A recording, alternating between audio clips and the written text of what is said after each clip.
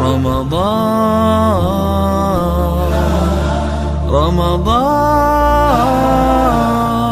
welcome holy month Ramadan, Ahlan Ramadan. إن الحمد لله نحمده ونستعينه ونستغفره ونؤمن به ونتوكل عليه ونعوذ بالله من شرور أنفسنا ومن سيئات أعمالنا من يهده الله فلا مضل له ومن يضلل فلا هادي له وأشهد أن لا إله إلا الله وحده لا شريك له وأشهد أن محمدًا عبده ورسوله أما بعد فإن خير الحديث كتاب الله وخير الهدي هدي محمد صلى الله عليه وسلم وشر الأمور محدثاتها وكل محدثة بدعة وكل بدعة ضلالة وفي رواية وكل ضلالة في النار فأعوذ بالله من الشيطان الرجيم بسم الله الرحمن الرحيم وعد الله الذين آمنوا منكم وعملوا الصالحات ليستخلفنهم في الأرض كما استخلف الذين من قبلهم وليمكنن لهم دينهم الذي ارتضى لهم وليبدلنهم من بعد خوفهم أمنا يعبدونني لا يشركون بي شيئا اللهم أرنا الحق حقا وارزقنا اتباعه وأرنا الباطل باطلا وارزقنا اجتنابه اللهم علمنا ما ينفعنا وانفعنا بما علمتنا وارزقنا علما رب اشرح لي صدري ويسر لي أمري واحلل عقدة من لساني يفقه قولي برادران اسلام، واجب الاحترام بزرگوں، دوستوں، عزیز ساتھیوں، لائق احترام ماؤں اور بہنوں، اللہ تبارک و تعالیٰ کا فضل و احسان کہ اس نے ہمیں اس رات کو عطا فرمایا اور استقبال رمضان کے حساب سے یہ پہلی رات ہماری زندگیوں کو باقی اور اللہ تبارک و تعالیٰ نے امن والی بنایا۔ جیسا کہ آپ لوگ جانتے ہیں کہ 2009 سے ہمارا یہ شیڈول اللہ تبارک و تعالیٰ کے فضل و کرم سے تسلسل کے ساتھ چلا آ رہا ہے کہ نماز تراویح کے بعد مستقلاً 1 گھنٹہ اللہ تبارک و تعالیٰ کے دین کی باتیں کرنے کا اللہ نے اس میں بڑھوتری دی۔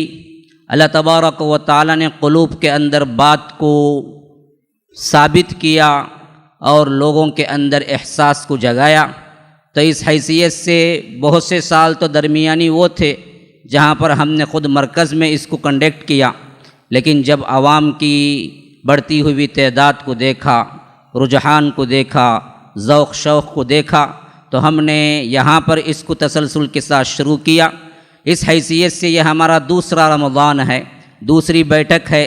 جس میں آپ لوگ جمع ہیں۔ اللہ سے دعا ہے کہ اللہ تبارک و تعالی ہمارے بیٹھنے کو قبول فرمائے، اللہ تبارک و تعالی ہمیں اس کا اجر عطا فرمائے، اللہ تبارک و تعالی ہمیں استقلال کے ساتھ اللہ کے دین کے کام کرنے کا شوق ذوق عطا فرمائے، توفیق عطا فرمائے۔ تو گزشتہ سال ہم نے ایک مضمون لے کے آپ کو دیا تھا جس کا عنوان تھا کلمہ، اور اس سال ہم یہ مضمون لے کے آئے ہیں کہ خلافت راشدہ کے 30 سال، اور اس میں یہ بات آپ لوگوں کو پہلے ہی معلوم ہو چکی ہوگی کہ ہر سال اللہ کے رسول صلی اللہ علیہ وسلم کے وفات کے بعد سے لے کر ہر ایک رات ایک ایک سال کی تاریخ بیان کی جائے گی جہاں سے خلافت راشدہ کی ابتدا ہوتی ہے۔ اس کے لیے سب سے پہلی چیز ہے بعض باتوں کا سمجھنا، کیونکہ ہمیں کیا ہے انگلش کیلنڈر سے وابستگی ہے اور ہم انگریزی کیلنڈر ہی لکھتے ہیں، سیکھتے ہیں، سمجھتے ہیں۔ تو یہ پوری تاریخ جو مرتب ہوئی ہے اس میں انگریزی کیلنڈر نہیں ہے، عربی کیلنڈر ہے۔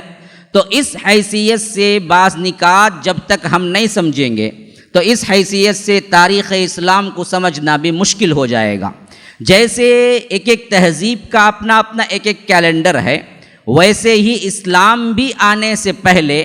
جو عربی مہینے تھے یہ موجود تھے، جیسا کہ محرم ہے، پہلا مہینہ ہے، پہلا مہینہ محرم ہے، پھر صفر ہے،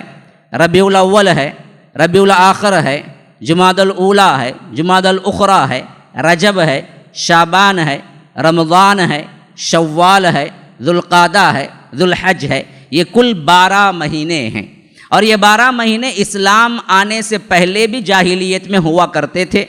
اور اس کی شروعات بھی محرم سے جو ہوتی ہے، جس طرح کیا ہے انگریزی کیلنڈر کا سب سے پہلا مہینہ جنوری ہے بعینی، اسی طرح کیا ہے عربی کیلنڈر کا پہلا مہینہ جو مانا جاتا ہے وہ محرم ہے۔ یہ بات بھی پہلے سے ہی طے شدہ تھی، اسلام آنے سے پہلے بھی لوگ اسی کو پہلا مہینہ مانتے تھے۔ ہاں یہ ایک بدعت تھی، ایک نئی چیز تھی جس کو اللہ تبارک و تعالی نے نسی کہا اور کفر کہا اس کو، کہ وہ لوگ مہینوں کو کبھی تبدیل کر لیتے تھے۔ کبھی اعلان ہو جاتا تھا کہ آج دیکھیے بھائی محرم کا مہینہ محرم نہیں ہے، آج سفر ہے، ہم بعد میں محرم منا لیں گے، ہم بعد میں محرم کا کیلکولیشن کر لیں گے۔ کبھی جب 3 مہینے مل کے آتے تھے، ذوالقعدہ ہیں، ذی الحج ہے، محرم ہے، تو اب یہ 3 مہینے لڑائی جھگڑا نہ کرنا، حرام مہینے ہوتے تھے اور مل کے بھی آتے تھے، تو یہ عرب کی سرشت میں نہیں تھا کہ وہ لوگ خاموش بیٹھے، تو وہ کبھی کبھی کیا کرتے تھے مہینوں کے نام کو تبدیل کر لیتے تھے،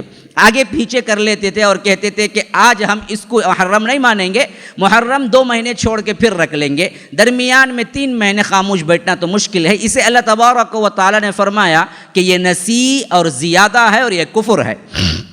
سورہ توبہ میں اللہ تبارک و تعالی اسی سلسلے میں فرمایا ہے کہ ان عدت الشہور عند اللہ 12 شہرا، اللہ تبارک و تعالی کے پاس گنتی 12 مہینے ہیں۔ کب سے ہے؟ یوم خلق السماوات والارض، جب سے اللہ نے کائنات بنائی ہے، منہا 4 حرم، اور اس میں 4 مہینے حرام ہیں جن میں زیادہ احترام والے مہینے ہیں، جو کہ کیا ہیں؟ ذی القعدہ، ذی الحج، محرم، یہ پورے مل کے آتے ہیں، اور یہ مل کے رجب ایک اکیلا آتا ہے، یہ 4 مہینے ہیں۔ یہ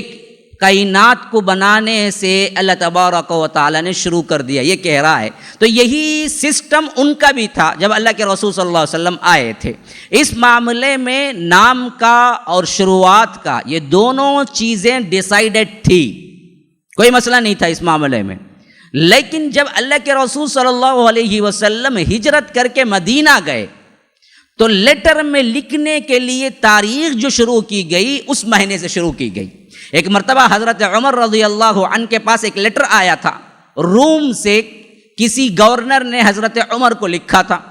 اب اس لیٹر کے جواب کے لیے جب انہوں نے کھنگالا تو یہ معلوم نہیں ہو رہا تھا کہ یہ کب آیا تھا، 2-3 لیٹر مل کے آئے تھے۔ اب اس سے بڑی پریشانی اس وقت ہوئی جب حضرت عمر کو یہ تشویش ہوئی کہ ان میں سے پہلا لیٹر کون سا تھا، بعد کا لیٹر کون سا تھا، بعد کا لیٹر کون سا تھا۔ یہ تاریخ کی تعیین کی وجہ سے بہت بڑی مشکل پیش آئی، تو حضرت عمر نے صحابہ کو جمع کیا، کہا کہ ایسے کیسے ہو سکتا ہے کہ ہم آگے پیچھے کی تاریخات کے لیے کوئی چیز متعین کریں۔ تو ایران کے بھی بہت سے لوگ اس وقت موجود تھے جو قیدی بن کے آ چکے تھے، اور بہت سے دوسرے ممالک کے بھی آ چکے تھے، اور بہت سے وہ تھے جو دشمنان اسلام تھے لیکن اس وقت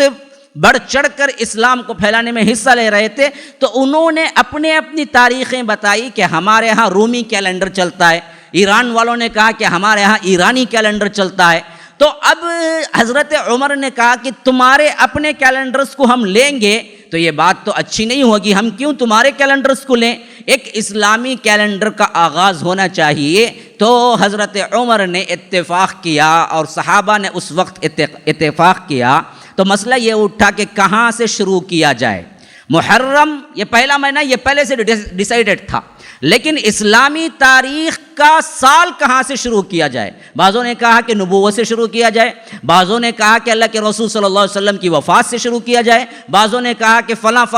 تو یہ سب چیزیں رد کی گئی۔ بعد میں امت کا سب کا جو اتفاق ہوا وہ یہ ہوا کہ جس دن اللہ کے رسول صلی اللہ علیہ وسلم مدینہ انٹر ہوئے اس تاریخ سے ہم اس کو شروع کریں گے۔ اور آپ کو معلوم ہے اللہ کے رسول صلی اللہ علیہ وسلم 20/8 سفر کو جاری کیا تھا، سفر اپنا 20/8 سفر ہے، اور اس کو جاری کیا تھا، اور پہنچے تھے ربیع الاول 1، کہاں؟ غار ثور میں۔ مکے سے نکلے 20/8 سفر، 3 دن غار ثور میں رہے چھپ کے، پھر وہاں سے نکلے ربیع الاول 1، اور 12 دن کا لگ بھگ سفر تھا مدینے کا، اور تقریباً 8 یا 12 ربیع الاول، 8 دن یا 12 دن کے درمیان، کیونکہ 4 دن قباء میں تھے۔ قباء میں اگر تشریف آوری اس کو نوٹ کیا جائے تو معلوم ہوتا ہے کہ 8 ربیع الاول کو اللہ کے رسول قبا پہنچ گئے، پھر اس کے بعد مدینہ پہنچے۔ تو اب اس کو آپ ترتیب وار دیکھیں کہ پہلا مہینہ محرم ہے، دوسرا صفر ہے جس میں اللہ کے رسول مکے سے نکلے اینڈنگ میں 29 کو، 28 کو، 29، 30 یہ سب غار ثور میں رہے،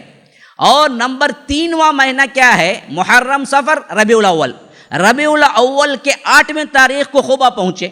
اور وہاں 4 دن رہے یا 14 دن رہے، پھر اس کے بعد مدینہ پہنچے۔ تو یہ شمار کیا گیا کہ ان 3 مہینوں کے پہلے کا جو محرم آ گیا وہ محرم ہمارے اسلامی سال کا پہلا سال ہے، یوں ڈیسائیڈ کیا گیا۔ بات سمجھ رہے ہیں نا؟ جس سال اللہ کے رسول صلی اللہ علیہ وسلم مکے سے مدینہ گئے اور وہاں انٹر ہوئے وہ 8 ربیع الاول تھا، اور اس سے 2 مہینے پہلے محرم شروع ہو چکا تھا۔ محرم، صفر، ربیع الاول، ربیع الاول کے پہلے ہفتے میں انٹر ہو گئے، تو صحابہ نے یہ اختیار کیا کہ اس سے پہلے، کیونکہ محرم پہلا مہینہ ہے تو 1 ہجری شمار ہوگی، وہ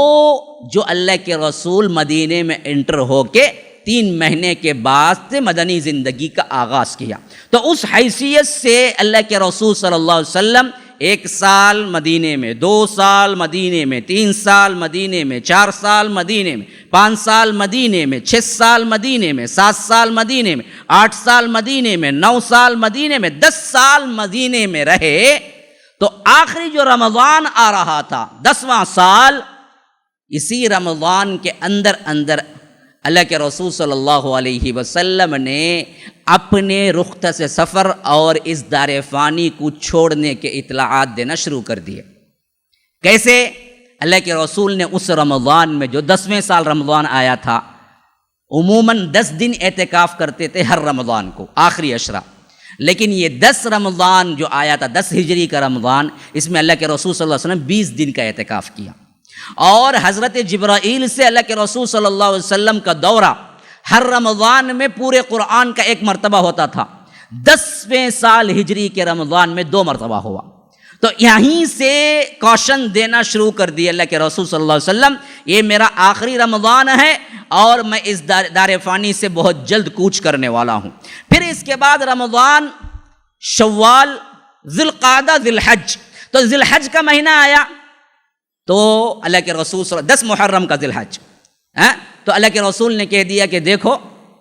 میں اس سال حج کرنے والا ہوں، جو ہو سکتا ہے میرے ساتھ وہ آئے۔ تو اللہ کے رسول صلی اللہ علیہ وسلم نے اس 10ویں سال کے ذی الحج کو حج کرنے کا اعلان کر دیا، جسے حجۃ الوداع کہتے ہیں، اور اسی میں تمام صحابہ 1,24,000 کے قریب اس عرفات میں جمع ہوئے جہاں اللہ کے رسول صلی اللہ علیہ وسلم نے 10 کا ہجری کا حج کیا، اور حج میں بھی 2-3 مرتبہ اعلان کیا کہ لوگوں میں شاید یہ سمجھتا ہوں اگلے سال تم سے مل نہیں سکوں گا، یہ اعلان کر دیا۔ اور ایک جگہ عرفات کے میدان میں کھڑے ہو کے کہا کہ اللہ کے رسول صلی اللہ علیہ وسلم نے لوگوں جو سیکھنا ہے میرے پاس سے مناسک حج سیکھ لو، کیونکہ اس کے بعد میں تمہارے درمیان نہ رہوں گا، مجھے ایسا لگتا ہے۔ تو ایسے بہت سے کاشن کھل کے اللہ کے رسول صلی اللہ علیہ وسلم نے حج کے موقع پر ہی دے دیے، جو کہ 10 ہجری کا اینڈنگ دسمبر کا مہینہ تھا، گویا کہ انگریزی دسمبر کا مہینہ جس طرح ہوتا ہے ویسے ہی عربی میں ذی الحج آخری مہینہ ہوتا ہے، سال کا اینڈنگ مہینہ ذی الحج،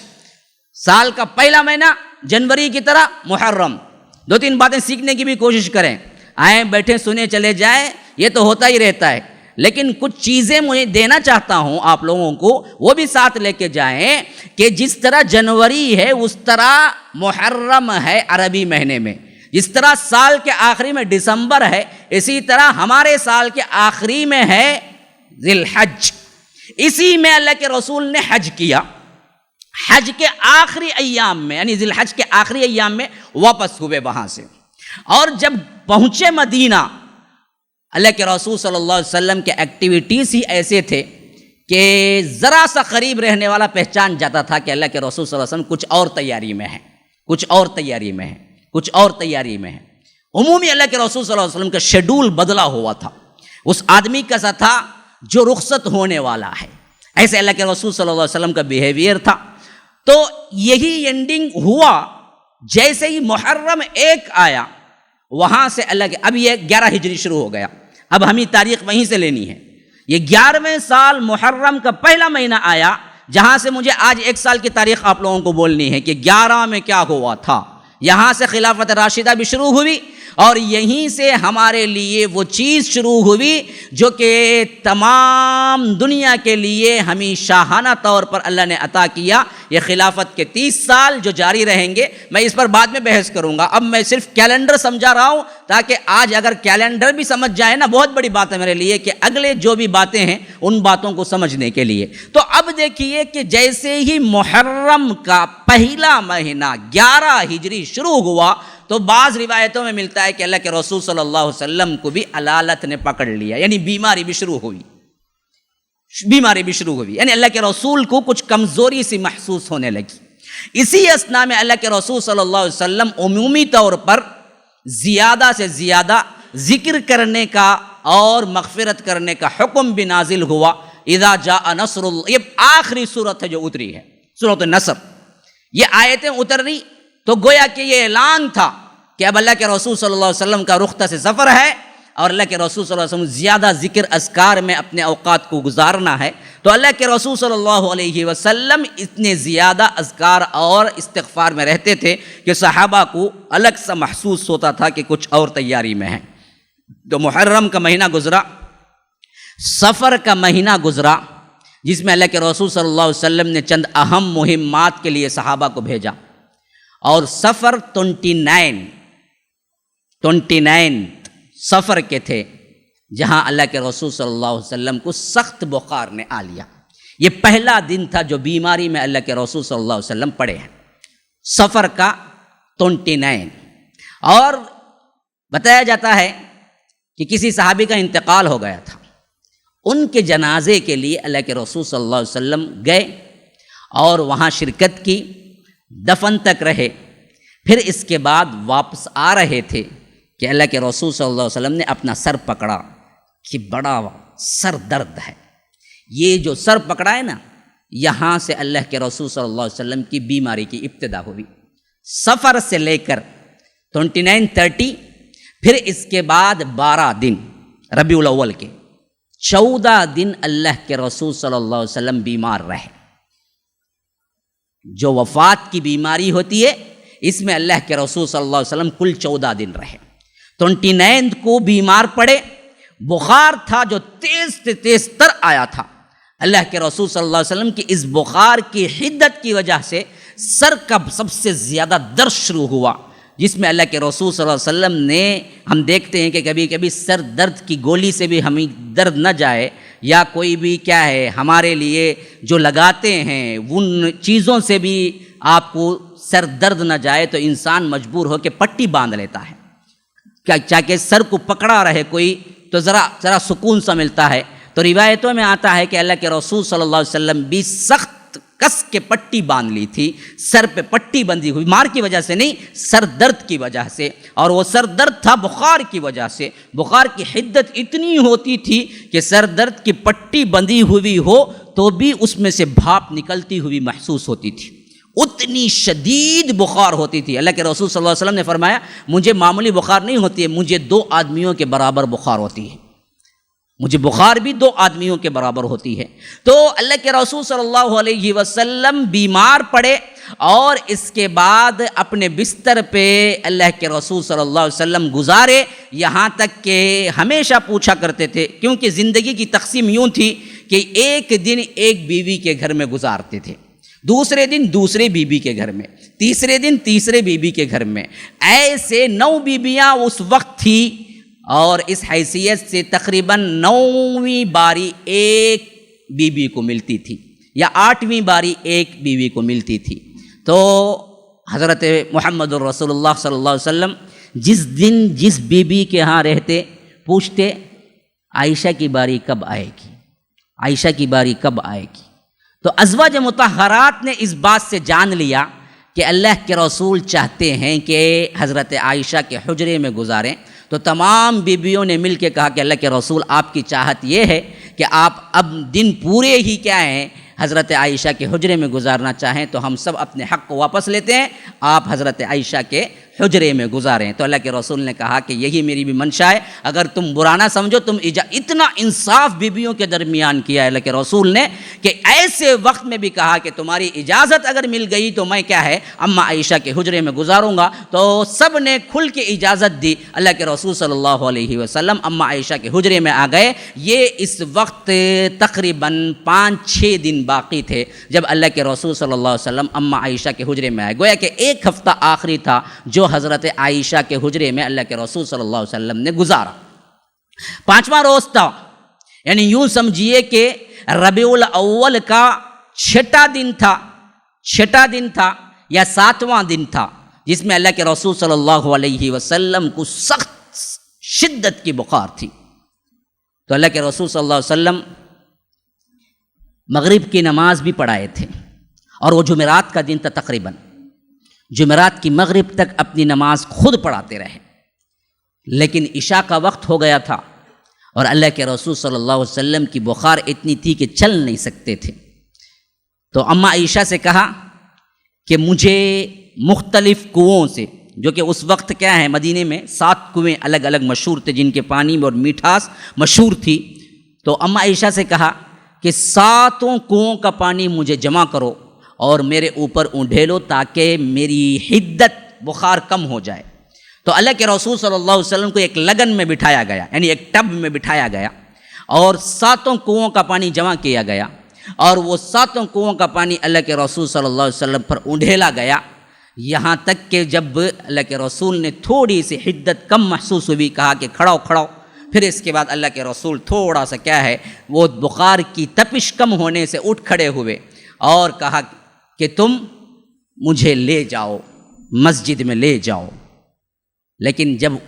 لینے کے لیے آگے بڑھے، اللہ کے رسول پھر بے ہوش ہو کے گر گئے۔ پھر دوسری مرتبہ ٹب میں بٹھایا گیا، پھر پانی ڈالا گیا، پھر اٹھ کے جانے لگے تو پھر بے ہوش ہو کے گر گئے۔ پھر تیسری مرتبہ بھی یہی کیا گیا تو اس وقت بھی اٹھے اور گر گئے۔ تو اس وقت اللہ کے رسول صلی اللہ علیہ وسلم نے فرمایا کہ ابو بکر کو کہو کہ وہ نماز پڑھائے۔ اب اس وقت اماں عائشہ نے کہا اللہ کے رسول، حضرت ابو بکر پہلے ہی بڑے نرم دل آدمی ہیں، آپ کے مصلے پہ کھڑے نہیں ہو سکتے، اگر وہ آپ کے مصلے پہ کھڑے ہوں گے تو رقت کی وجہ سے، آپ کے ادب احترام کی وجہ سے شاید وہ نماز ہی نہ پڑھا سکے، روتے روتے رہ جائیں، تو آپ حضرت عمر سے کہہ دیجئے کہ وہ نماز پڑھا لیں گی۔ اماں عائشہ کی بات کو اللہ کے رسول نے رد کیا، کہا کہ ابو بکر سے کہو کہ وہ نماز پڑھائے۔ تو اماں عائشہ نے سوچا کہ میری بات نہیں چل رہی ہے، تو ازواج مطہرات وہاں پر جتنے بھی تھے ان سب کو بھی جمع کیا، بولا کہ میرا ساتھ دو، میرا ساتھ دو۔ تو تمام ازواج مطہرات مل کے کہنے لگے کہ اماں عائشہ بالکل برابر کہہ رہے ہیں اللہ کے رسول، ابو بکر بڑے ہی نرم دل آدمی ہیں، آپ کے مصلے پہ کھڑے نہیں ہو سکتے ہیں، آپ حکم دے کہ عمر نماز پڑھا دیں۔ تو اللہ کے رسول کو جلال آ گیا، غصے میں کہا کہ میں کہتا ہوں کہ تم بھی وہی کام کر رہی ہو جو یوسف والیاں نے کیا تھا، یوسف کے وہاں پر زلیخا کے ساتھیوں نے جو کیا تھا وہی تم بھی کر رہی ہو۔ ابو بکر سے کہو کہ وہ نماز پڑھائیں، اللہ بھی قبول نہیں کرتا، امت بھی قبول نہیں کرے گی ابو بکر رہتے ہوئے کسی اور کو۔ یہ صاف اعلان تھا کہ میرے بعد خلافت کا مستحق ابو بکر ہے، جس کو میں نماز کا امام بنایا ہوں، دنیا کا بھی امام، دینی امور کا جو امام بنا ہے وہ دنیاوی امور کا بھی امام تمہارا بننے والا ہے۔ یہ اعلان تھا صاف، جس میں اللہ کے رسول صلی اللہ علیہ وسلم نے شدت سے کہا کہ کہو ابو بکر کو کہ وہ نماز پڑھائیں، تم کوئی چال نہ چلو۔ کیوں؟ اللہ کے رسول نے انہی کیا ہے زلیخا کے ساتھیوں کی مثال دی تھی، اس وجہ سے کہ ان کی بھی زبان کی بات کچھ اور تھی، دل کی بات کچھ اور تھی۔ یہاں پر بھی اصل میں زبان کی بات کچھ اور تھی، امہات المؤمنین کی دل کی بات کچھ اور تھی۔ اس وجہ سے تفصیل کا موقع نہیں ہے، انشاءاللہ کبھی بیان کروں گا۔ تو اللہ کے رسول نے ان سے تشبیہ دی اور کہا کہ ابو بکر کو کہیں، تو وہاں انہوں نے عشاء کی ایک نماز پڑھائی، ہاں عشاء کی ایک نماز جمعرات کی، پھر جمعہ کے 5 نمازیں، ہفتے کے 5 نمازیں، اتوار کے 5 نمازیں، کتنے ہو گئے؟ 16 نمازیں، اور پیر کے صبح کی 1 نماز فجر کی، 17 نمازیں وہ ہیں جو حضرت ابو بکر صدیق نے اللہ کے رسول کی موجودگی میں پڑھایا۔ 1 نماز 2 نماز نہیں پڑھائے، وہ اللہ کے رسول کی موجودگی میں 17 نمازیں ہیں جو حضرت ابو بکر صدیق نے پڑھائی ہے، کیونکہ اس کے بعد کسی نماز کو اللہ کے رسول صلی اللہ علیہ وسلم امامت نہیں کی۔ ہاں ایک مرتبہ آئے تو صحابہ خوش ہو گئے، اللہ کے رسول صلی اللہ علیہ وسلم نے کہا کہ پڑھو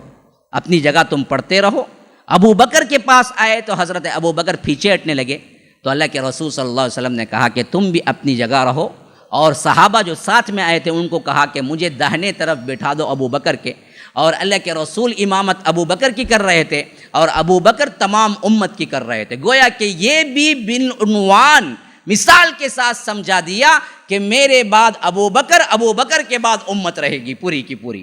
اللہ کے رسول بیٹھ کے امامت کرا رہے تھے، پھر بیچ میں درمیان میں ابو بکر تھے، ابو بکر تکبیر کہہ رہے تھے، اللہ اکبر، جیسے ہم بھی کہتے ہیں کبھی کبھی کیا ہے مکبر کی آواز ہمیں ضرورت پڑتی ہے دور تک پہنچانے کے لیے، تو وہ ابو بکر کر رہے تھے اور اس کے پیچھے پوری امت تھی۔ تو اللہ کے رسول صلی اللہ علیہ وسلم ایک مرتبہ ایسا کیا اور اعلان کر دیا، اور 17 نمازیں اللہ کے رسول صلی اللہ علیہ وسلم کی موجودگی میں نمازیں پڑھائی، یہاں تک کہ اللہ کے رسول صلی اللہ علیہ وسلم کو بدھ کے دن، اس واقعے سے ایک دن پہلے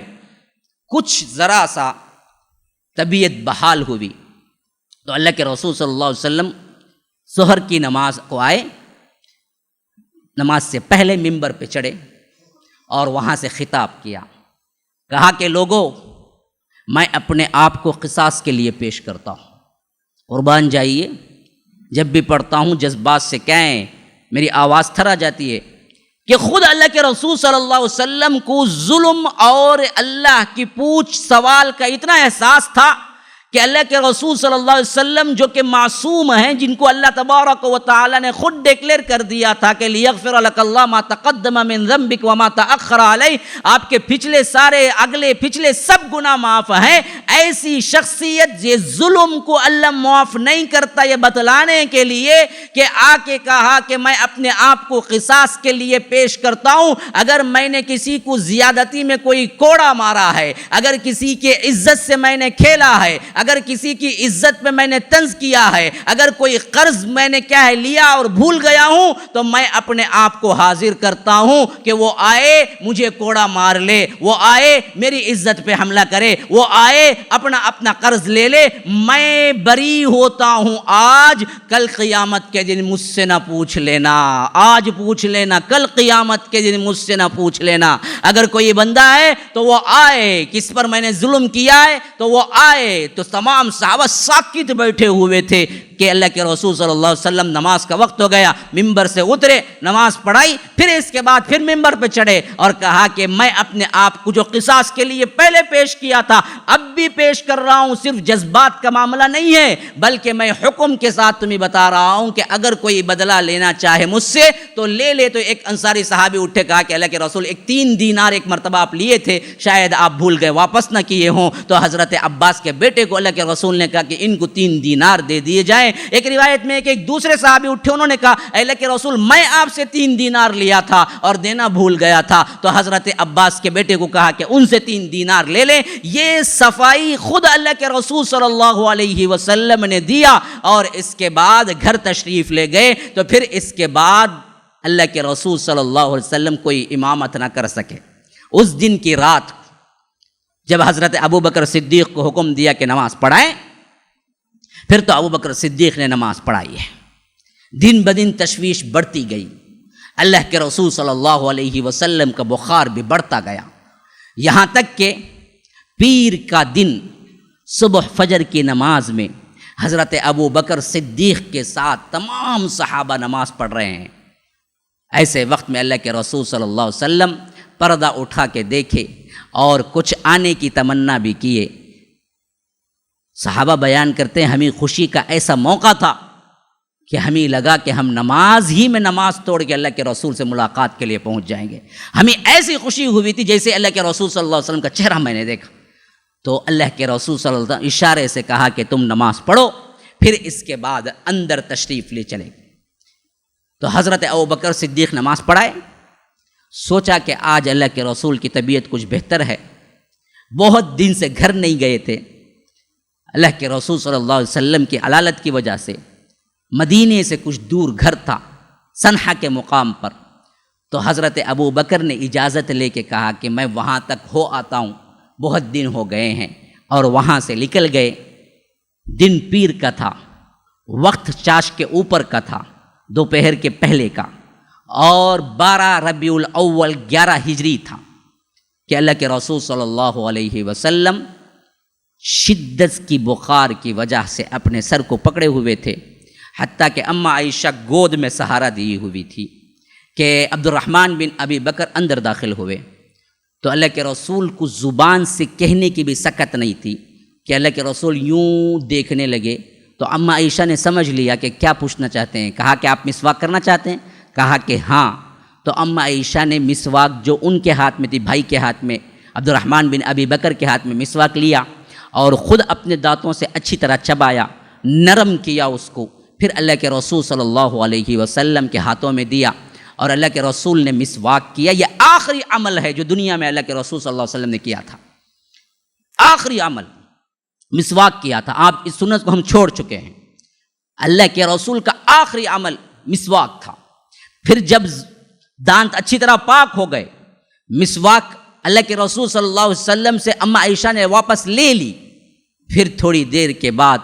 اللہ کے رسول کی آواز دبتی چلی گئی، یہاں تک کہ اماں عائشہ کہتی ہیں کہ میں نے اپنے کان کو اللہ کے رسول کے سینے سے لگایا کہ کیا کہہ رہے ہیں، تو اس وقت اللہ کے رسول کہہ رہے تھے اللہم بالرفیق الاعلیٰ، اللہم بالرفیق الاعلیٰ، اللہم بالرفیق الاعلیٰ، اے اللہ میں تیرے ساتھ رفیق اعلیٰ کے ساتھ آنا چاہتا ہوں، میں تیرے ساتھ تیرے ملاقات کے لیے تیار ہوں، اب مجھے دنیا میں رہنا نہیں ہے۔ یہ دعائیں کر رہے تھے اللہ کے رسول صلی اللہ علیہ وسلم، اور ہاتھ یوں اٹھا ہوا تھا، اور اللہ کے رسول صلی اللہ علیہ وسلم کا سر اماں عائشہ کے گوٹ مانڈی پہ تھا، اور ایسی حالت میں اللہ کے رسول کے زبان پہ یہ رفیق اعلیٰ کے الفاظ تھے، یہاں تک کہ اللہ کے رسول کا ہاتھ نیچے گر گیا، اور جیسے ہی ہاتھ نیچے گرا اماں عائشہ کہتی ہیں کہ مجھے تب احساس ہوا کہ اللہ کے رسول صلی اللہ علیہ وسلم اب ہم میں نہیں رہے۔ بس یہ احساس ہی اتنا سن کر دینے والا تھا، مجھے سمجھ نہیں آ رہا تھا کہ میں کیا کروں، اگلا اسٹیپ کیا ہو، کسی کو سمجھ نہیں آ رہا تھا، یہاں تک کہ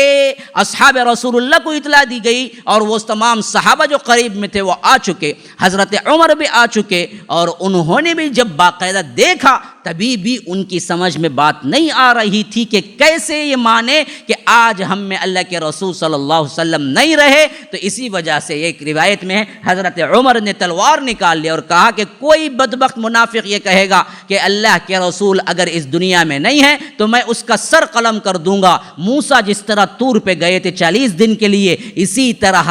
اللہ کے رسول بھی گئے ہیں، آ جائیں گے اور ان منافقین کا سر قلم کریں گے جو آج کہہ رہے ہیں کہ اللہ کے رسول نہیں ہے۔ یہی اسی درمیان میں وہ سنحہ میں جو اللہ کے رسول کے ساتھی سب سے یار غار ابو بکر صدیق تھے، انہیں بھی اطلاع ملی تو ان کو پہنچنے میں دور تھے کیونکہ لیٹ ہو گیا۔ جب پہنچے تو دیکھا کہ حضرت عمر جوشیلی تقریر کر رہے ہیں اور ہاتھ میں تلوار ہے، کہ سیدھا کچھ کہے بغیر اللہ کے رسول صلی اللہ علیہ وسلم کے حجرے میں داخل ہوئے۔ وہاں یمنی چادر تھی جو اللہ کے رسول صلی اللہ علیہ وسلم کے جسد پہ اڑائی گئی تھی، اس کو انہوں نے کھولا، چہرے کو غور سے دیکھا اور پیشانی پہ بوسہ دیا اور آنکھوں سے آنسو ٹپک پڑے۔ کہا کہ اللہ کے رسول آپ ہمیشہ پاک ہی رہے، یہاں تک کہ آپ کو موت بھی پاک ہی حالت میں آئی، اور میں گواہی دیتا ہوں کہ جس موت کو اللہ نے آپ پہ لکھا تھا وہ موت آپ کی آ چکی ہے، اب 2 موتیں کبھی نہیں آنے والی، اب پھر کوئی دوسری موت آنے والی نہیں ہے۔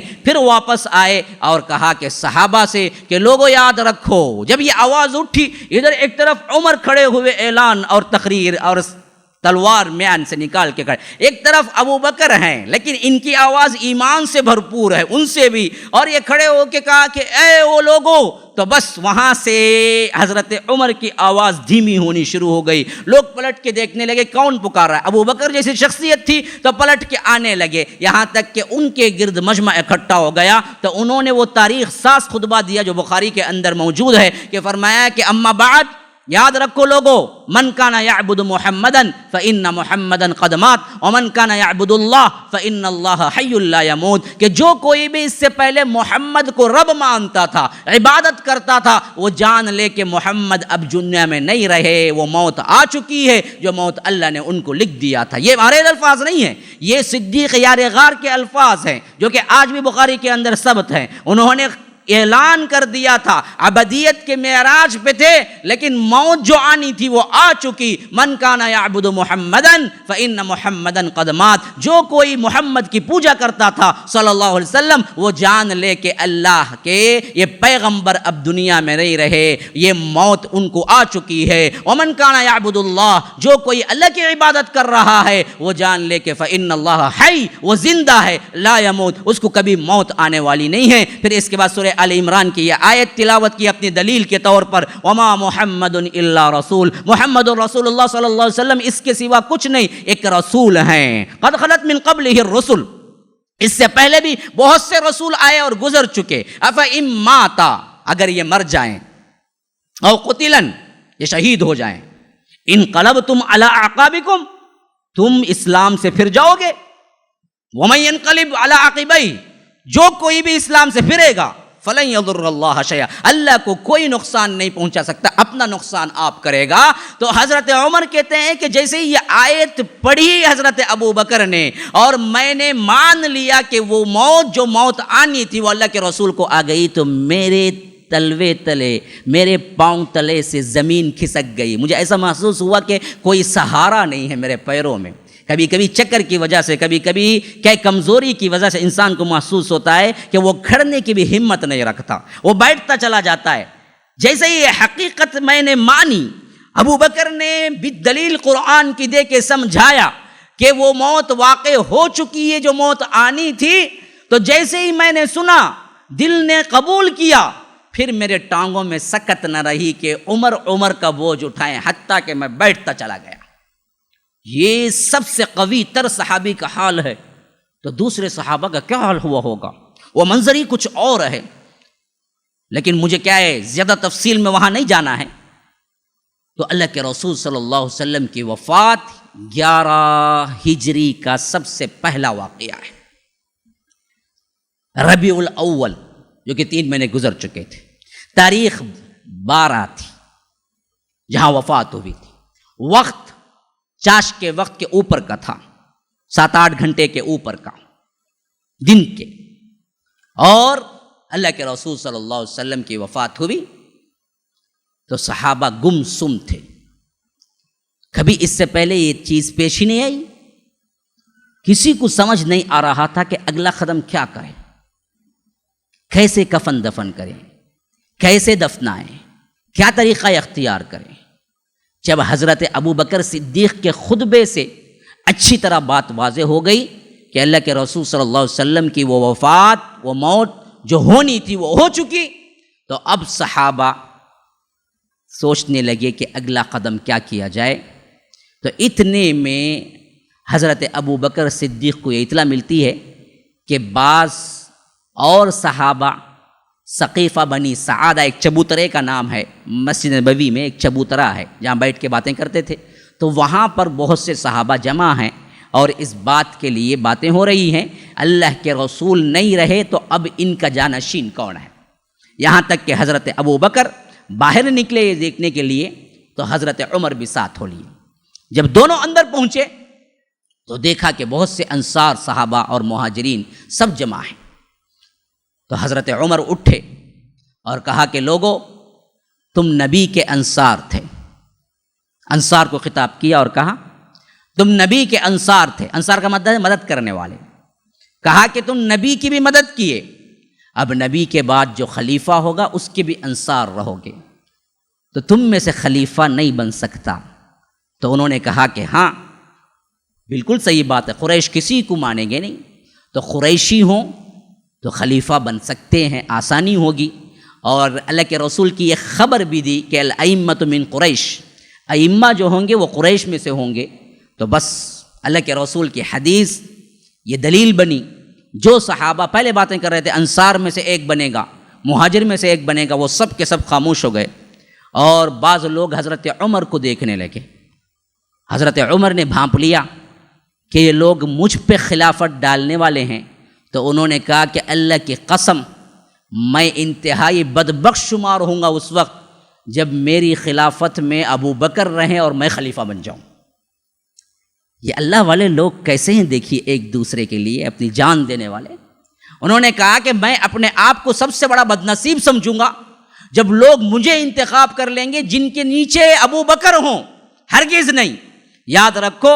امامت اللہ کے رسول نے ابو بکر کے حوالے کی، تو جب مذہب اللہ کے رسول نے ابو بکر کے حوالے کر دیا تو ہم دنیا کو کیوں نہیں ابو بکر کے حوالے کریں. اور کہا کہ سب سے پہلے اس معاملے میں خود آگے بڑھنے والا ہوں، اور کہا کہ ابو بکر ہاتھ پھیلائیے، ہم بیعت کرتے ہیں آپ کی. تو پہلے ابو بکر، پھر اس کے بعد ابو عبیدہ، پھر اس کے بعد جتنے صحابہ وہاں پر جمع تھے سب کے سب بیعت کرتے چلے. یہ سب سے پہلا واقعہ تھا اللہ کے رسول کی وفات کے بعد.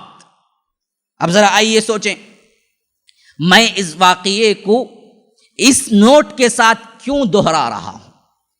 خلافت، کوئی بڑا ہونا، کوئی ہمارے لیے لیڈر ہونا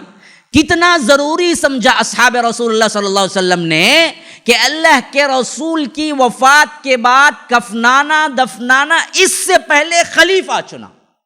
پھر کفنانے دفنانے کی طرف متوجہ ہوئے. آج ہم اتنی بڑی امت رہتے ہوئے کیوں ذلیل خوار ہو رہے ہیں؟ کیوں ہماری کوئی حیثیت نہیں ہے؟ یاد رکھو، ہمارا کوئی نہیں ہے. امریکہ کا کتا مرتا بھی یہ تو پوچھنے والی عدالتیں ہیں. فلسطین، برما، غزہ، گجرات، کشمیر، جہاں جہاں مسلمان قتل ہو رہے ہیں، شام،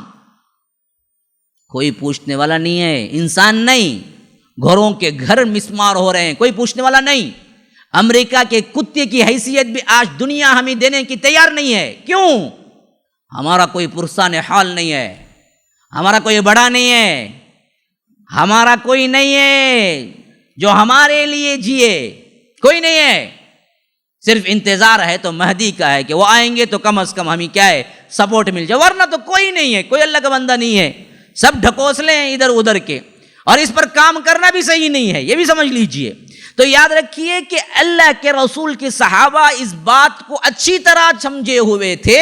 کہ ایک مسلم امت کو ایک لیڈر ہونا چاہیے، تبھی یہ مسلم امت اپنی شان کی زندگی گزار سکتی ہے. تو یہاں نہ اپنے عہدے کا مسئلہ تھا، یہاں نہ پیسہ جمع کرنے کا مسئلہ تھا، یہاں نہ سیٹ کا مسئلہ تھا، یہاں نہ اپنے آپ کا مسئلہ تھا. مسئلہ تھا تو امت کی فکر تھی، جس کی وجہ سے اللہ کے رسول صلی اللہ علیہ وسلم کی ابھی تدفین نہیں ہوئی لیکن خلیفہ چن لیا گیا. اور یہ آئے دوسرے دن اللہ کے رسول صلی اللہ علیہ وسلم کی ابھی تدفین نہیں ہوئی اور عام خطاب کیا ظہر کی نماز میں، اور حضرت عمر اٹھے، کہا کہ لوگوں یاد رکھو کل ہم نے مخصوص لوگ مل کر حضرت ابو بکر کو خلیفہ چنے اور بالکل صحیح فیصلہ کر کے چنے. اللہ تبارک و تعالی نے اپنے نبی کو بھی یہی سمجھایا تھا، اس وجہ سے انہیں اللہ کے رسول نے امام بنایا تھا. اب آؤ تم سب مل کے بیعت کرو. تو پورا مجمع تھا جو ایک کے بعد دیگرے حضرت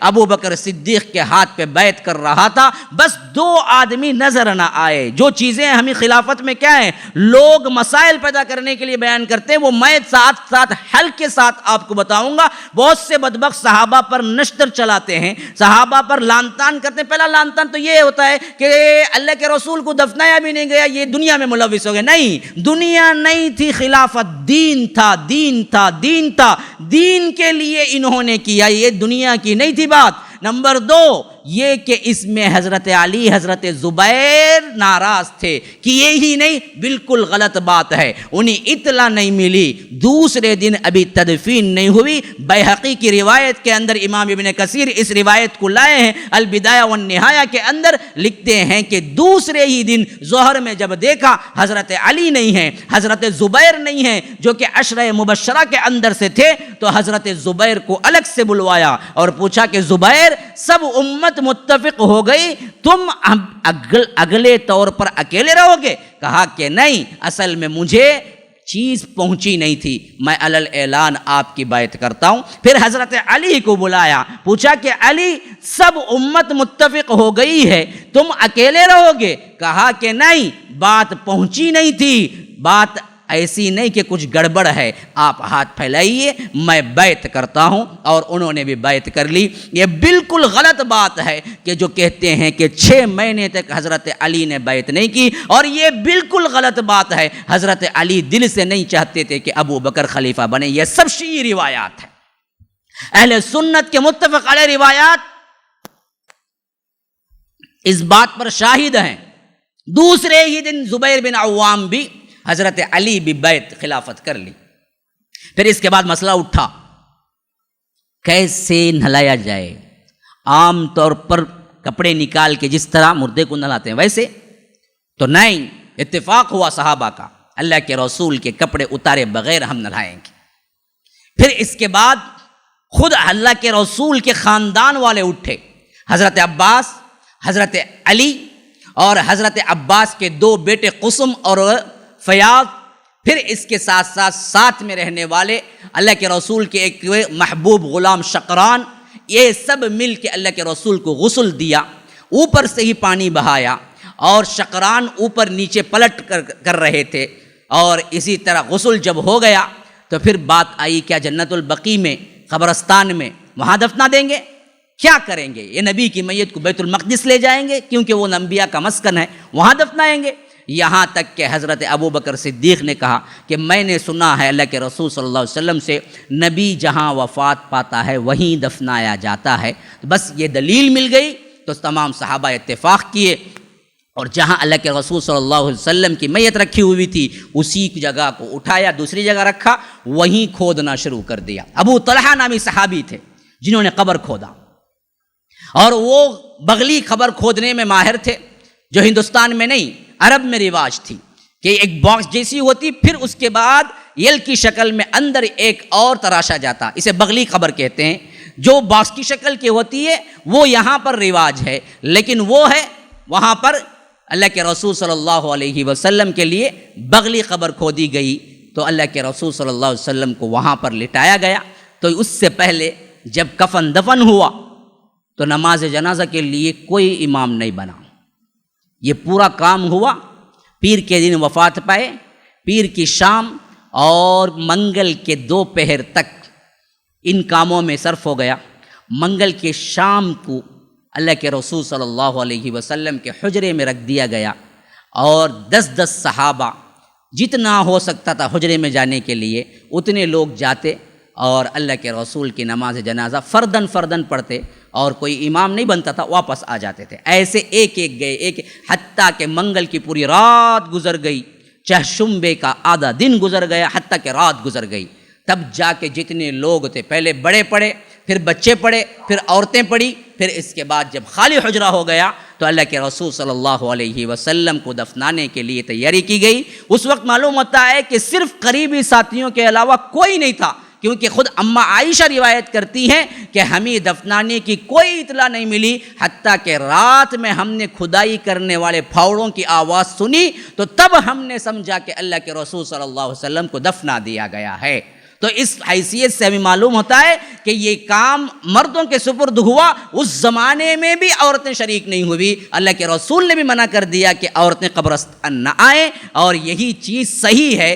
جو لوگ خبروں کی اور جو لوگ وہاں کی یہاں کی زیارتیں کرتے ہوئے پھرتے ہیں، خاص کر عورتیں، یاد رکھیے اللہ کے رسول صلی اللہ علیہ وسلم کی ان کو لیے ممانعت ہے، حتیٰ کہ اللہ کے رسول کی وفات پر بھی وہاں پر داخل نہ ہو سکی تھی عورتیں۔ تو غرض کہ یہ سب سے پہلا واقعہ تھا جو کہ 11 ہجری میں شروع ہوا۔